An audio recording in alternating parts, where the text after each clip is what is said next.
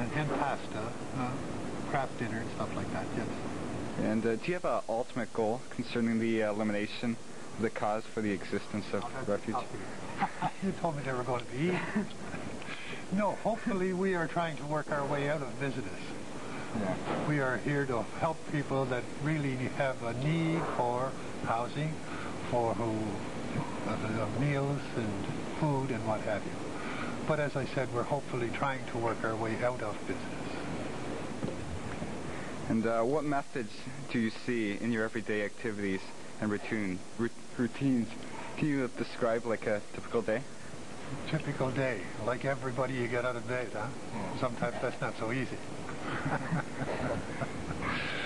But no, the normal day is then to wake the dormitory up, to get them down here for breakfast, and then they leave the house. It's strictly an overnight shelter as far as the sleeping part of it. When do they have to be out by? About 6:45 to allow us to get into the chapel at 7 o'clock for Mass and the SAR office and what have you. 9 o'clock the drop-in center starts. So you have maybe 70 guys that will come in off the street to be interviewed by a welfare worker, or to just have coffee, or to get clothes, whatever they need in the way of clothing. And then in the afternoon, 3 afternoons a week, we show a videotape movie.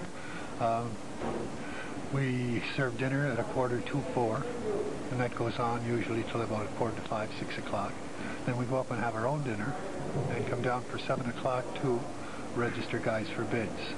So that, and then the dormitory, the lights go out at 10 o'clock. So that's a long day, man. Can I ask you a question about what do you think like Toronto as a city could do to get more of the homeless out the streets? Well, the big need right now is housing. There's not enough housing for the people, and affordable housing, huh? A guy, there was I don't know if you saw it last night on TV on Channel 6, of the types of room that they're getting $300 a month for. That would be just about the size of the office you were in up there, and they would split it down the middle and have a bed and a chair in it and charge some guy $300 a month for living there.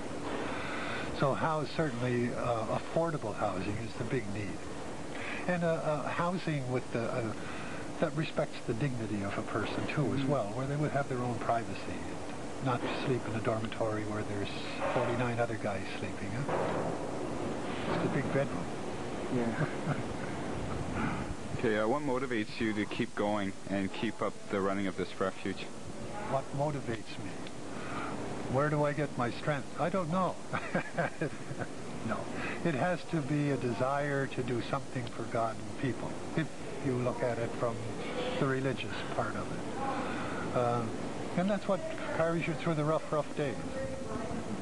And we have a few rough days, but most days are good, like any occupation, like any other industry or any other occupation that you work at. There's good days, mostly good. And once in a while along comes a bummer. Okay, and do you sometimes feel like what you're doing is not enough?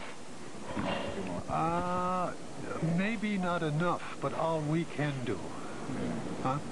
Because it's a long day, as I said. And we get older and we run out of gas. Okay, hold on. Halfway only. Well, what human rights do you feel you're fulfilling by helping to feed the hungry? Well, some people describe it as a Band-Aid operation. Huh? I get very mad at people that tell me I'm a Band-Aid. I consider myself a little bit bigger than that, anything that we do here.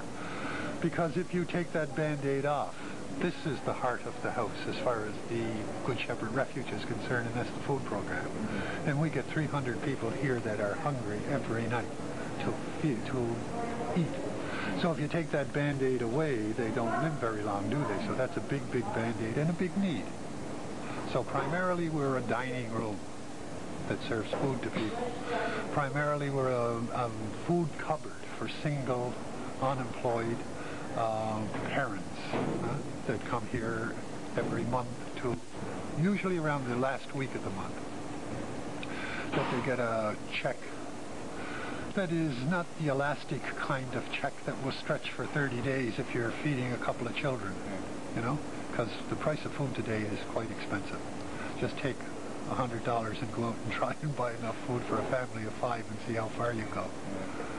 And housing, to pay for housing, to pay for rooms, 1-bedroom apartments, $600, at least $600, and that's the cheapest you can go. And you're not getting a palace neither. And what kind of person comes to the Good Shepherd Refuge? It's like very, very good for the people. Most of the ones that come here are very, very good guys. They're guys that are down on their luck, that are between jobs, that are maybe not employable, that don't have the job skills that will enable them to support themselves. But it's very, considering the numbers we handle here every day, and as I said, it's in the neighborhood of 300 people every day. And very, very seldom do we ever have trouble in the dining room, down in the basement, at the drop-in center, or anything like that. So we're very, very, of course, it's the way they're treated, too. We have a motto around here that kindness is spoken here. So if you... Oh, yes, sure. If somebody hollers at you, what do? You holler right back, huh? So nobody gets hollered at here. They get enough of that out on the street. And what is the attitude of the average person who comes to the refuge? Like, are they religious to any degree, or is their faith evident? We don't beat them over the head with religion. They know who we are, what we are, and why we're here. And if they want to talk to us, we're available to them for that. But we don't make it a condition of getting a bed for the night or getting something to eat by making them sit down and listen to any kind of a religious service first. But if, as I said, we're available to them afterwards, after their stomach is filled, you do what they ask first. If they ask you to feed them, you feed them. If they want to talk to you after they've got a full stomach, then fine. If they want to go out the door, they go out the door. And where does the food and funding come from? Charitable donations. Our truck is on the road continually every day, going to produce dealers, going to places like Holland Marsh, Ontario Produce, bakeries, anybody that handles food. And we've been here since '63, so most of our food contacts are all established, and it's just a matter of getting in the truck and going out and making a call on each one and getting the food in that we need. Does the government give you anything? Not in the way of food. We get a per diem rate for each bed in the dormitory. And is there any relation with your name, the Good Shepherd, to any biblical reading? Or I am the Good Shepherd. I know mine and mine know me. So, it does. Okay. Thanks a lot. You're very welcome. Consider all the expenses of having a job. Most guys can't afford to do that.